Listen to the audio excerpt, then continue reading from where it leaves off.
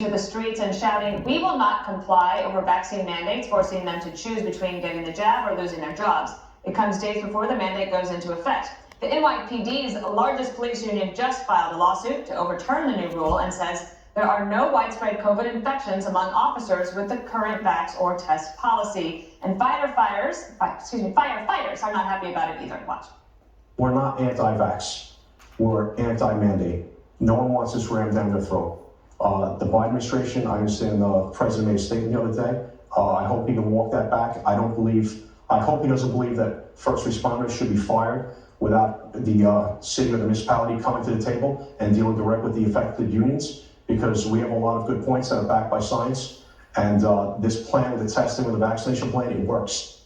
And Liberal host John Oliver mocking police officers who refuse the vaccine. The police are supposed to be keeping the public safe. That is the point of their jobs. Yet some don't seem to give much of a about that. If an officer wants to quit over this, let them. Let the individuals who clearly don't care about public safety stop being in charge of public safety. It is really that simple. One of the things that he said, Jesse, was that that if there's a public safety concern and a shortage, well, they should just be fired. But there's been a shortage for the NYPD because of, one, the pandemic, but also, remember, the protests. There's been a ton of retirements and a lack of new recruitment, so it might not be the best time to suggest a bunch of firings right before the holidays. Well, because Biden's just going to ram his head against the wall because the man just is not flexible enough to deal with a situation like this. It reminds me when he proposed to Jill Biden 8 times before he got a yes. Now, I'm not saying that their marriage isn't great, but I'm just saying most people wouldn't have done that. Most people might have pivoted and done something differently.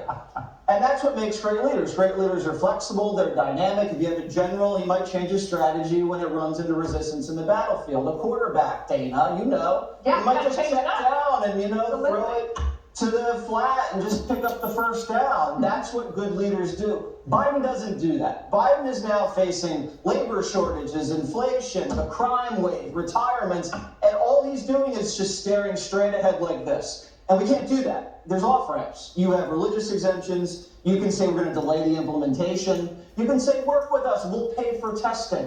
It's probably cheaper to pay for testing daily or weekly than it is to pay everybody unemployment insurance or all the taxes you're going to lose when people are not working. But Biden doesn't see that. And a lot of the American people feel like you're supposed to unite us against the pandemic. And now, instead of doing that, you're dividing us against the unvaxxed. And that's the problem we have. And if you're going to protest, don't cause traffic. That's the one problem. All right, Geraldo. Here you go. Well, the floor is yours. I consider myself an open-minded, inclusive person. I'm friends with all kinds of people. I'm even friends with Greg. Barely at this point, Geraldo. But with 700,000 dead Americans, I have zero patience for people who are not getting vaccinated. I am all for 100% in for vaccine mandates. Furthermore, the thing I detest is vaccinated people who are cheering on the unvaccinated to stand up for their freedoms. To me, that's like, you don't like people standing up for their freedoms. This is like the mob on the street telling the person on the ledge, jump, jump. When you're vaccinated, you want people to be vaccinated and to pretend that it's a civil rights issue. The Supreme Court has ruled on this. The law is settled. Their lawsuits will fail. It's a state issue, Geraldo. You misread it. It is not a state issue. Yes, it is. Massachusetts is actually in the title of the ruling. Greg, because it was one of the parties in the act. I've always had my predictions go correctly. My prediction from the A block that Geraldo hates the unvaxxed more than he hates the rapist. Thank you, America. Get crap like that. So anyway, you say things sometimes that are so crazy.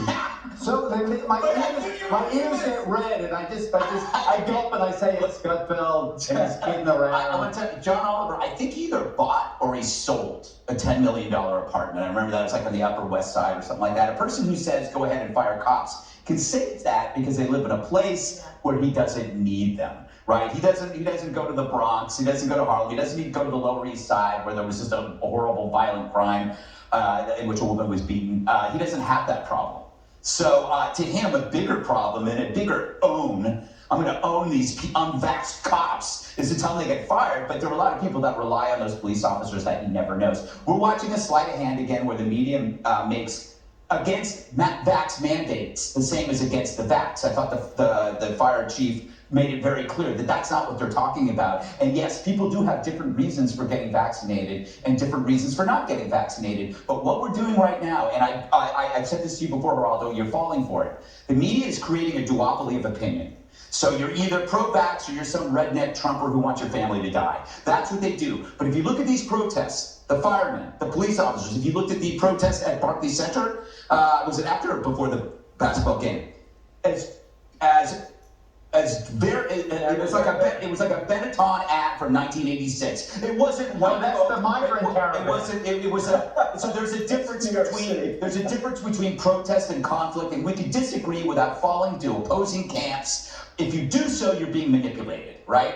That's what I'm saying. Yeah, and take it like for the December 8th deadline that the president put on this. It's falling not just on police officers, but also all these businesses right before the holidays in the middle of a supply chain crisis. So to Jesse's point, is there any flexibility here that could be found? Well, there's no flexibility with Geraldo. It's either you're vaccinated or you're evil and deserve to get pushed off the edge of a building.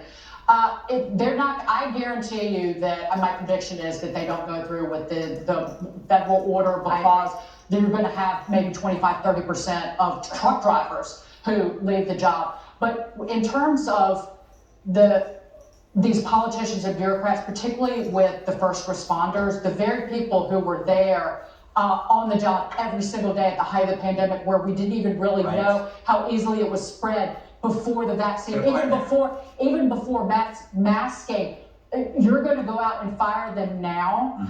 And the calculation, these politicians seem to have made the calculation that a bigger threat to the public safety and security is to have 20 to 30% of the police force let me finish, on the job and unvaccinated, rather than having 20 to 30% fewer cops on the street protecting people. And that is utter insanity. Meantime, you have John Oliver. I guess that from his studio to his apartment, he can roll down the window on his Humscalade and throw some pepper spray and Swiss Army knives at the people who have no ability to protect themselves. All right, up next, Democrats defund disaster. Wait until you hear what a squad member is blaming for the spike in crime.